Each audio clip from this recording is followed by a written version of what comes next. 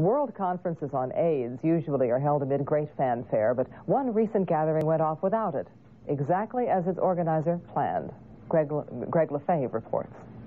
AIDS patient Jesse Dobson did what many AIDS patients wish they could do.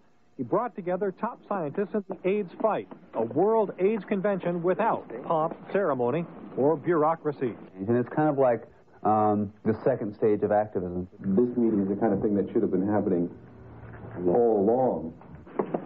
In the mansion of director Francis Ford Coppola, 25 AIDS researchers spent last weekend swapping ideas, trading stories, and communicating free of the barriers inherent to institutions, papers, and committees that they say strangle their creativity. If you willingly gave me a drop of your blood, I'd have to go through at least a committee, and maybe two, to be able to do anything. And I'm sure of one thing. We as scientists are spending too much time signing papers, going through committees, and even fearful that if we don't have everything dotted, we may get into more problems.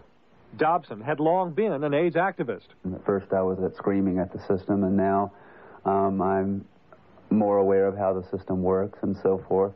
Just as these researchers cooperate, so too they see a new cooperation between often secretive, sometimes jealous drug companies. I think drug companies now, the enlightened ones, see it as a win-win situation to have their drugs used with other drugs. This is a virus that is very much like trying to pick up a piece of Jello. And when you're using one drug and it slides in the other direction, your drug is going to be useful for a very long period of time. With the new cooperation, a warning. If we don't get the same sort of enthusiasm for moving forward together from regulatory bodies, from high-tech companies, from drug companies that are working on a new drug, if they're not prepared to enter into this same sort of collaborative spirit to really accelerate practical research, then much of what we're talking about today won't come to fruition.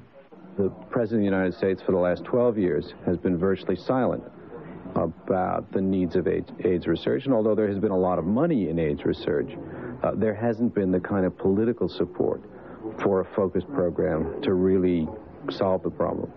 That, he hopes, will change. Greg Lefebvre, CNN, San Francisco.